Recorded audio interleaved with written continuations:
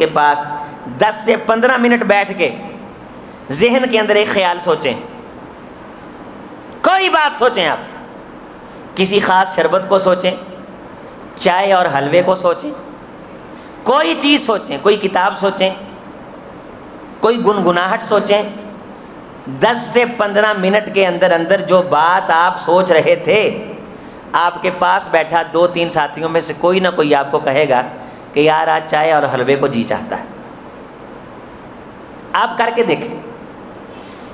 10-15 minute کا خیال دوسرے کے دل میں اترا تو جس گھر کے اندر بیٹھا والد سارا دن بھائیوں کے بارے برا سوچتا ہے، بہن کے بارے برا سوچتا ہے، پھر وہ کہتا ہے میری اولاد میرے بارے اچھا نہیں سوچتی، میں نے تو انہیں برا نہیں سکھایا، میں نے تو انہیں حق حلال کا کھلایا، میں نے تو کبھی انہیں حسد نہیں سکھایا.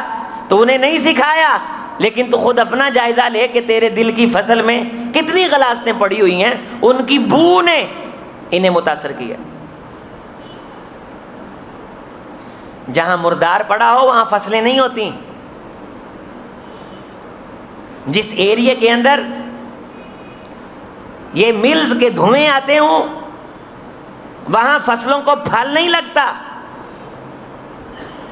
اور حسد کا دھواں ہو اور فصل کو پھل لگے، قانون فطرت ہے، نہیں لگے گا. چغلی کا وجود ہو اور وہاں گھر کے اندر روحانیت اور سکون اور اطمینان آ جائے، نہیں آئے گا. مرے ہوئے جانور کے قریب کھڑا ہونا ہمارے لیے مشکل ہو جاتا ہے، لیکن بھائی کا گوشت کھانا ہمارے لیے کوئی مشکل نہیں.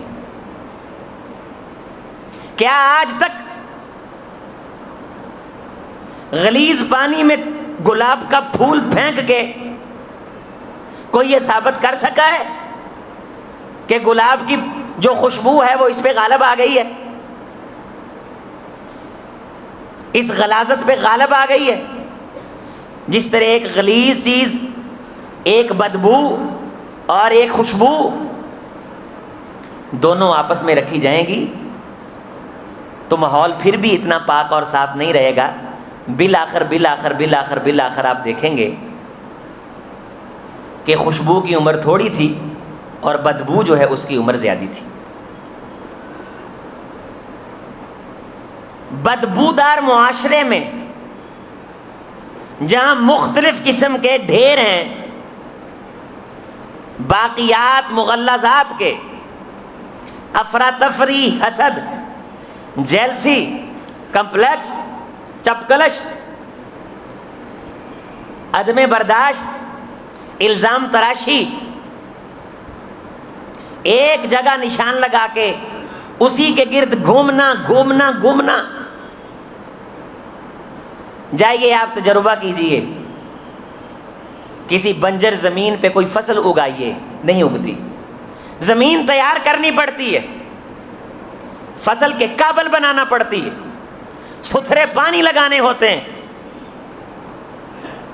اگر غلیظ پانی سے پلی ہوئی سبزیاں کھاؤ گے، قانون فطرت ہے، بیماری آئے گی. اسی طرح تعفن زدہ ماحول میں جو اولاد پروان چڑھے گی، میں آپ کیا سمجھتے ہیں کہ وہ خواب کے اندر فرشتوں کو دیکھے گی، وہ خواب کے اندر کسی کی خیر سوچے گی. لاکھوں آپ نصاب پڑھائیں، جب تک گھر میں بیٹھے ہوئے بڑے لوگوں کے قلب و جگر تعفن زدہ جوہڑوں سے پاک نہیں ہوتے، تب تک اس کائنات کے اندر کسی اچھے انسان کا وجود وہ مشکل ہے، نہ ممکن نہیں ہے. میرے عزیز سامعین، میرے معزز ساتھیوں، کیا ہم گھروں میں بیٹھ کے کوئی اچھی بات بھی کرتے؟ کیا ہم نے کبھی کسی کی تعریف بھی کی ہے؟ ہمارا تو بلڈ پریشر شوٹ ہو جاتا ہے.